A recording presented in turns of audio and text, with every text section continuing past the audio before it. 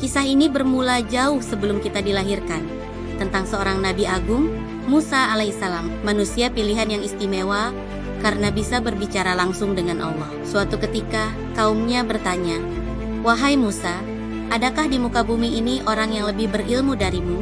Dengan penuh keyakinan, Musa menjawab, "Tidak ada." Namun, Allah dengan kasih sayangnya menegur Musa, "Ada seorang hambaku yang memiliki ilmu yang tidak engkau miliki, temuilah dia di pertemuan dua lautan." Tanpa ragu, Musa pun memulai perjalanannya. Bersama seorang muridnya Yusha bin Nun, Musa pun membawa seekor ikan yang sudah dimasak atau dikeringkan. Dalam perjalanan jauh itu, hingga akhirnya mereka tiba di tempat pertemuan dua lautan. Mereka beristirahat di tepi batu besar, Majma' al-Bahrain, tempat bertemunya dua lautan. Ketika mereka tertidur, ikan itu tiba-tiba hidup kembali, melompat ke laut, dan berenang pergi menempuh jalannya secara ajaib. Inilah yang kemudian dikenal dalam sebagian tradisi sebagai ikan sebelah. Karena sebelah bagian tubuh ikan itu hidup kembali dan berenang ke laut, sementara sebelah lainnya tetap di daratan. Di sanalah Musa melihat seorang pria berwajah teduh. Pakaiannya sederhana, namun auranya memancarkan kedalaman ilmu yang misterius. Dialah Khidir, hamba Allah yang dianugerahi ilmu laduni, pengetahuan langsung dari sisinya. Dengan kerendahan hati yang luar biasa, Musa memohon, "Bolehkah aku mengikutimu agar aku bisa belajar dari ilmu yang telah diajarkan kepadamu?" Khidir menatap Musa dan berkata, "Sungguh, engkau tidak akan sanggup bersabar bersamaku." Namun, tekad Musa sudah bulat. Ia berjanji, "Insya Allah, engkau akan mendapati aku sebagai seorang yang sabar." Maka, dimulailah perjalanan penuh hikmah itu. Kisah pertama terjadi di tepi laut. Tanpa diduga, Khidir melubangi sebuah perahu milik nelayan miskin.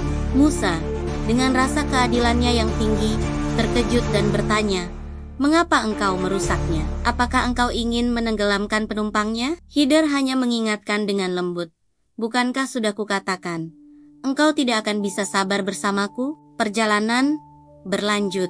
Lalu terjadilah peristiwa yang lebih mengejutkan. Khidir bertemu dengan seorang anak kecil yang sedang bermain, dan ia membunuhnya.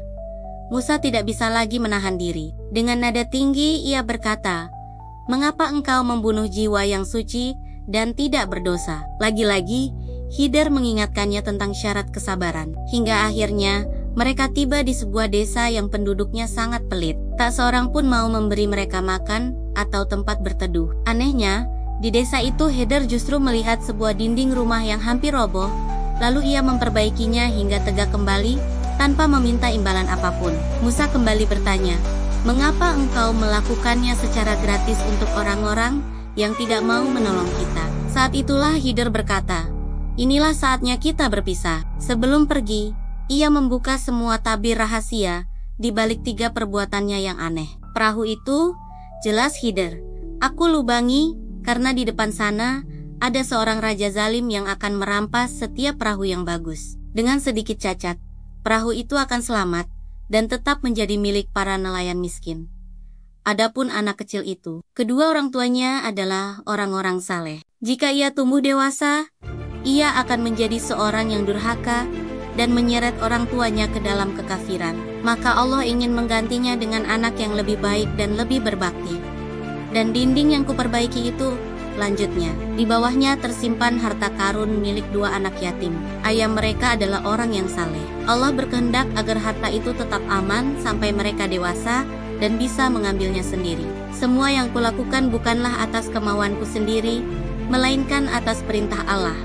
Musa terdiam. Ia akhirnya menyadari sebuah kebenaran agung, bahwa tidak semua yang tampak buruk di mata kita adalah sebuah keburukan. Di balik setiap takdir yang sulit dipahami, selalu ada rahasia dan kasih sayang Allah yang tak terbatas. Hingga kini, sosok Khidir tetap menjadi misteri. Sebagian ulama meyakini beliau masih hidup, dijaga oleh Allah untuk misi-misi tertentu. Ada yang mengisahkan pernah bertemu dengannya, sosok yang datang memberi pertolongan lalu menghilang tanpa jejak. Namun, sebagian ulama lain berpendapat beliau telah wafat, karena setiap yang bernyawa pasti akan kembali kepada Sang Pencipta. Hanya Allah yang tahu kebenarannya.